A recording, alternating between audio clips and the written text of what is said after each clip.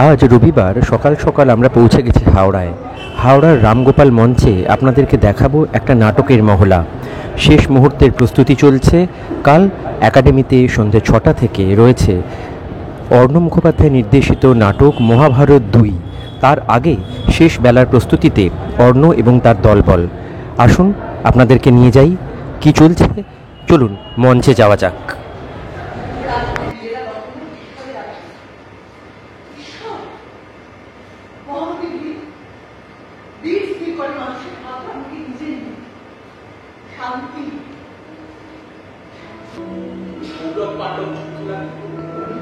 এই সমস্ত রাজ্যের রাজারা দুটো ভাগে বিভক্ত হয়ে যে ভয়ানক যুদ্ধে মারতে সেনা যোদ্ধা নিরাপত্তা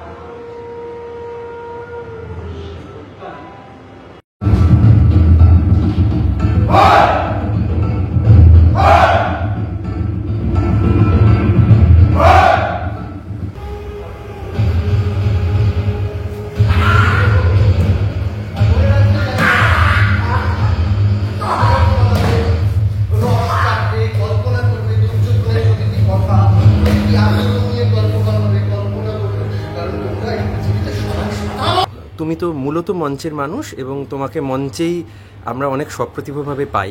এই যে মহাভারতের তো একাধিক শো হয়েছে, আগামীকাল আবার তোমার শো মহাভারতের। যে মহাভারত 2 কেন, এইটা আমি একটু প্রথমে জানতে চাই। এটা হচ্ছে 2002 সালে নটধা 50 জন অভিনেতা এবং 15টি নাট্যদল নিয়ে শিব মুখোপাধ্যায়ের নির্দেশনায় এবং রচনায় করেছিল মহাভারত 1।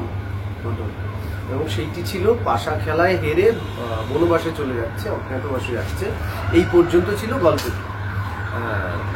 এরপর মহাভারত 2 আমরা উদ্যোগ পর্ব নিয়ে করেছি, মানে রাজস্বীয় যজ্ঞর পরে যেখানে যুদ্ধের পূর্বরাগ তৈরি হয় আর কি, মানে যুদ্ধ হবে, যেখানে দুর্যোধন বলে বিনা যুদ্ধের নাহি দিবস চক্রমেদি, ওই উদ্যোগ পর্ব যেখানে যুদ্ধের প্রস্তুতি, যুদ্ধের দামামা বাজে, যেরকম যেই সময়টায় আমরা বাস করছি আর কি, আমরা তো তৃতীয় বিশ্বযুদ্ধের মধ্যেই পড়ে গেছি আর কি। একদম মহাভারত আমরা তো সেই যুদ্ধের পরিস্থিতিতে, যুদ্ধের ভয়ালতার রূপ যেটা, সেটা কি হতে পারে সেইটার প্রস্তুতি পর্ব নিয়ে মহাভারত 2।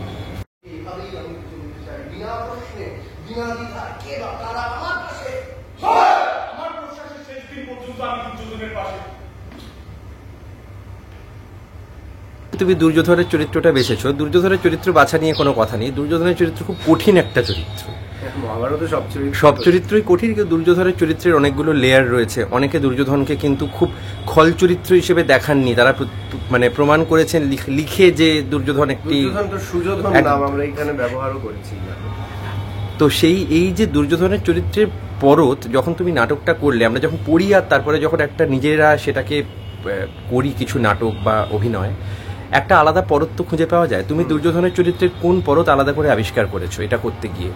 নাটককার শিব মুখোপাধ্যায় তিনি অনেকটাই লিখেছিলেন, যেখানে আমি বিশ্বাস করি যে আধুনিক সময় দাঁড়িয়ে কোনো মানুষই সাদা বলে দাগিয়ে দেওয়া যায় না, কোনো মানুষকে কালো বলে দাগিয়ে দেওয়া যায়, গ্রে সবটাই।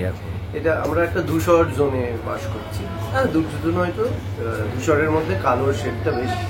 তার কারণ হচ্ছে সে ক্ষমতা লোভী, তার কারণ হচ্ছে সে যুদ্ধ চায়, সে জীবনে উত্তেজনা চায়, তার জীবনে ঈর্ষা আছে, লোভ আছে, এবং ঈর্ষা লোভ তো আমাদের সবার মধ্যে আছে। কিন্তু দুর্যোধন বড়াই করে বলে আমার ঈর্ষা আছে, লোভ আছে।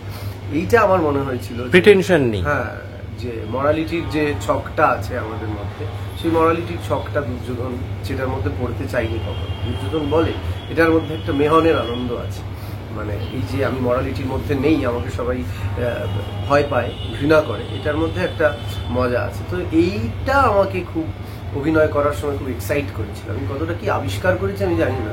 তো আমরা তো সবাই সমাজে যখন বাঁচি, আমাদের মধ্যে একটা মরালিটি ট্র্যাপ থাকে, এবং সেটা থাকা উচিত। সেই কারণেই মানুষ সভ্য প্রাণী, মানুষ সেই কারণেই মানুষের সংযম আসে বলেই মানুষ পশু নয়। কিন্তু দুর্যোধনের এই দিকটা আমাকে খুব ফ্যাসিনেট করে, সেই কারণে এই চরিত্রটা আমি করেছি। যেহেতু নিজে নির্দেশক, ফলে চরিত্র বাছার একটা স্বাধীনতাও থাকে। ওয়েল রিটেন, এটা একটা বড় কারণ। দুর্যোধন এখানে ওয়েল রিটেন। আর আমি যবে থেকে থিয়েটার করা শুরু করেছি, আমার মনে হয়েছে যে ওই যে আপনি যেটা বললেন যে আমি খুব একটা আশাবাদ দেখতে পাইনি। মানে আমি যবে থেকে থিয়েটার নির্দেশনা করা শুরু করেছি, আমার প্রথম নির্দেশনা দেওয়ার থিয়েটার হচ্ছে সক্রেটিস, তারপর সিজার, তারপর তুগলক। আমি টাইরান্ডের দিন নাটক করেছি এবং সক্রেটিসের মতো যুক্তিবাদী মানুষকে কিভাবে মেরে ফেলা হয়েছিল আমরা জানি। ফলে আমার থিয়েটারের শুরু থেকে এখনো পর্যন্ত ডার্ক জোনকে আমি সব থেকে বেশি এক্সপ্লোর করেছি। আমি একটাই কমেডি করেছি, শেষ রক্ষা, আর অন্য থিয়েটারে অলিভ বাবু, কিন্তু সেটাও আমি মনে করি ডার্ক কমেডি। এছাড়া আমি সবই ডার্ক জোনকে, সমাজের ডার্ক জোনকে এক্সপ্লয়েট করার চেষ্টা করেছি, এক্সপ্লোর করার চেষ্টা করেছি। কারণ আমি মনে করি যে আমরা এই সময়টায় বাস করছি। আজ থেকে প্রায় 15-16 বছর ধরে যবে থেকে আমি পরিচালনা করছি, আমার মনে হয়েছে যে আমরা এই ধূসর জোনটায়, অন্ধকার জোনটার দিকে ক্রমশ এগিয়ে যাচ্ছি।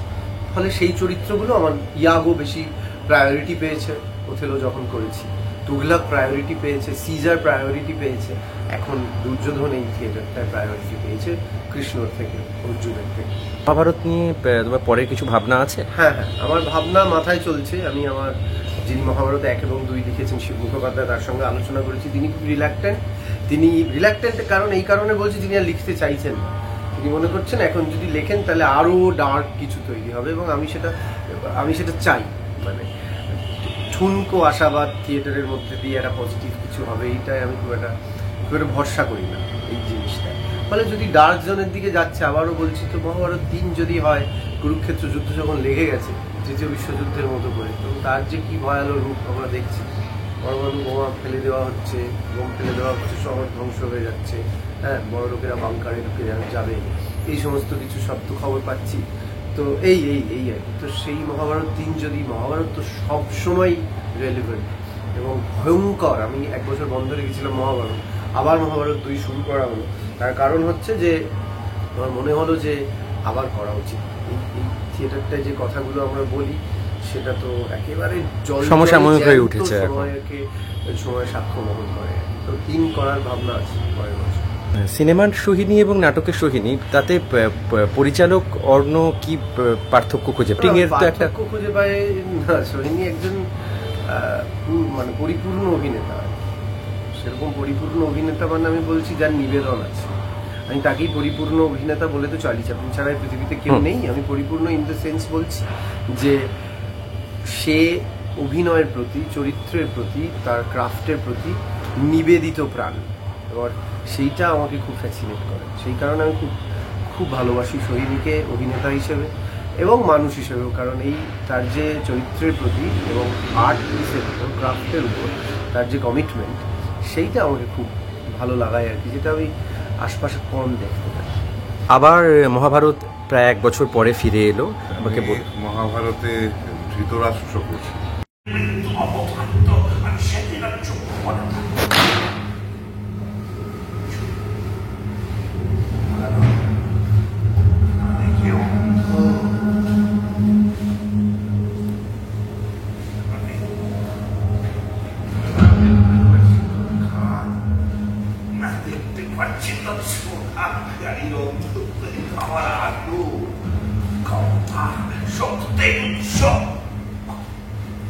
ধৃতরাষ্ট্রের চরিত্রের বেসেই আমি বলি, আজকে আমাদের সমাজেও কি আপনার মনে হয় যে ধৃতরাষ্ট্রে ছেয়ে গেছে? অনেকেই কি সত্যি অন্ধ যারা সব থেকে বেশি দেখে আজ, কিন্তু কবি লিখেছিলেন কবে। আর চারপাশে শুধু তাই না, একটা অন্ধত্ব তো ভয়ঙ্কর দানা বেঁধেছে আমাদের চারপাশে। সেই অন্ধত্ব শুধুমাত্র শরীরের অন্ধত্ব নয়, মনের অন্ধত্ব ভয়ঙ্করভাবে গ্রাস করছে এই সমাজকে, চারপাশকে, এই সময়কে। তাই মহাভারতের খুবই প্রয়োজন হয়ে পড়েছে বলে আমার মনে হয়। মহাভারতে যে কথাগুলো বলা হয়, যে ক্ষমতার কথা, যে রাজনীতির কথা, যে অন্ধত্বের কথা, সেইটা মানুষের সামনে বারবার করে আসার দরকার। কারণ থিয়েটার তো শুধু বিনোদন নয়, থিয়েটার মানুষের চেতনাকে কোথাও একটু শানিত করে, একটু ভাবতে অনুপ্রাণিত করে। আর মহাভারত এমন একটা বিষয় যাকে নিয়ে যুগে যুগে, কালে কালে যতবারই অভিনয় করা হোক, সেটা পুরনো হয়। মানে আজ থেকে 17-18 বছর আগে আমি প্রথম মহাভারতে দুর্যোধনের পাঠ করতাম, তখনও সেদিনও মহাভারত খুব প্রাসঙ্গিক ছিল। আর এতদিন পরে আমার বয়স বেড়ে যাওয়ার পর আমি এখন ধৃতরাষ্ট্র, অর্ণ এখন দুর্যোধন, কিন্তু আজও মহাভারত ভীষণ রকম প্রাসঙ্গিক। কারণ মূলত যেটা বলছিলাম, ক্ষমতা, রাজনীতি, এই যুদ্ধের আবহাওয়া, চারপাশে তো যুদ্ধ বাঁধবে হয়েই আছে আমাদের, এবং যে ঘৃণা পারস্পরিক, তার মধ্যে ভালোবাসার কথা বলা, মৃত্যুর বিপক্ষে দাঁড়িয়ে জীবনের কথা বলা, এই সব কথাগুলো মহাভারত বলে। এবং এটাও আমাদের বলে যে আমরা কি করতে পারতাম, কেমন করে ঠেকাবার চেষ্টা করতে পারতাম একটা যুদ্ধকে। ঠেকানো যায় কি যায় না সেটা পরের কথা, কিন্তু মানুষের চেষ্টাটা খুব গুরুত্বপূর্ণ। মহাভারত আমার কাছে ভীষণ প্রাসঙ্গিক। এবং আগামীকাল 5 তারিখ 5ই মে সন্ধ্যে 6টায় একাডেমিতে মহাভারত অভিনয় হবে। আমরা সবাই মিলে অভিনয় করব, আপনারা সবাই আসুন। আবার 1 বছর পরে প্রায় মহাভারত ফিরল। মহাভারত 2ই বলবো। মহাভারত যে ফিরলো এবং মহাভারতে তুমি আবার দ্রৌপদী হয়েই ফিরলে, তো একটু যদি বলো যে আজকের পরিপ্রেক্ষিতে যে মহাভারত ফিরিয়ে আনা, অন্য যে ফিরিয়ে আনলো, এটা কতটা রেলিভেন্ট? এখন কি মহাভারত বেশি রেলিভেন্ট বলে তুমি মনে করো? আসলে আমাদের সবসময় যবে থেকে সভ্যতা তৈরি হয়েছে, যবে থেকে মানুষের ভিতরের চাহিদা, লোভ, হিংসে, এই অনুভূতিগুলোর প্রকাশ খুব ভীষণভাবে ঘটেছে। অধিকার, অন্যের অধিকারে সে অধিকার আমি ছিনিয়ে নেব, আমার যত বেশি আমি পাওয়ারফুল হব তত বেশি আমি টিকে থাকবো। মানে টিকে থাকার লড়াই একটা সময় ছিল মানুষের, প্রকৃতির বিরুদ্ধে টিকে থাকার লড়াই একটা সময়, এখন হয়ে দাঁড়িয়েছে মানুষের লড়াই। আর কিছুদিন বাদে ভবিষ্যতের মেশিনের সাথে মানুষকে লড়াই করতে হবে, এআই এর সাথে লড়াই করতে হবে। তো মহাভারতের সময় যেটা আমরা সবাই জানি, ছোটবেলা থেকে আমরা যে গল্পটা পড়েছি, খুব গভীরে মহাভারত না পড়েও আমরা সবাই যেটুকুনি জানি যে আমার যেটা অধিকার নয় সেই অধিকারটা আমাকে ছিনিয়ে নিতে হবে, অন্যের অধিকারটা আমায় ছিনিয়ে নিতে হবে, অন্যের সম্পত্তি আমায় ছিনিয়ে নিতে হবে, কারণ আমাকে অনেক বেশি পাওয়ারফুল হতে হবে, আমি অনেক বেশি আগ্রাসী। তো এই মনোভাব তো এখনকার সময় দাঁড়িয়ে, যে এখনকার সময় বলাটা শুধু ভুল, মহাভারত তো এখনকার সময় না, কিন্তু সেই সময়ও একই রকমভাবে মানুষের মনোবৃত্তি যা ছিল তার থেকে কোথাও বিন্দুমাত্র তো পরিবর্তন হয়নি, বরং আরো বেশি আগ্রাসী মনোভাবটা আরো বেশি বেড়েছে। তো সেক্ষেত্রে মনোভাব, এই মহাভারত সবসময় রেলেভেন্ট, সবসময় সব যুগে, আজ থেকে হয়তো 100 বছর পরে গিয়েও দাঁড়িয়ে মনে হবে যে ভীষণভাবে সত্যি। কি করে দাঁড়িয়ে এত বছর, এত হাজার বছর আগে এরকম রামায়ণ মহাভারতের মতো টেক্সট কি করে তৈরি হতে পারে, বা গ্রিক সাহিত্যেরও যে টেক্সটগুলো আমরা দেখতে পাই, সেই ইলিয়াড, ওডিসি বলো, হোমারের, তো সবকিছুতেই তো ওই একই মানে ব্যাপারটা। সারা পৃথিবী জুড়েই কিন্তু আমরা বিভিন্ন ভাষায় কথা বলি, বিভিন্ন জায়গাতে থাকি, আমাদের সংস্কৃতি আলাদা, কিন্তু ভিতরের যে ওই প্রবৃত্তিটা, সেই প্রবৃত্তিটা কিন্তু সব দেশেই সমানভাবে হয়েছে। তাই জন্য সব দেশের আমার মনে হয় টেক্সটগুলোর মধ্যে কোথাও গিয়ে ওই মিলগুলো রয়েছে, যেটা ইলিয়াড ওডিসিতেও আছে, সেটা মহাভারতেও আছে, সেটা রামায়ণেও আছে, সেটা সব জায়গাতেই রয়েছে। তো সেখানে দাঁড়িয়ে এই একটা আর্ট ফর্ম যেখানে আমরা প্রতিনিয়ত এটা চর্চা করে যেতে পারি, আমরা এই ভিতরের যেটা আমাদের এখন মহাভারতের হচ্ছে, আমরা উদ্যোগ পর্ব নিয়ে কাজ করি। মানে উদ্যোগ পর্ব হচ্ছে যেখানে মহাভারতের একদল চান, একদল মানে কিছু মানুষ চান, দুর্যোধন চান, দ্রৌপদী চান যুদ্ধ হোক,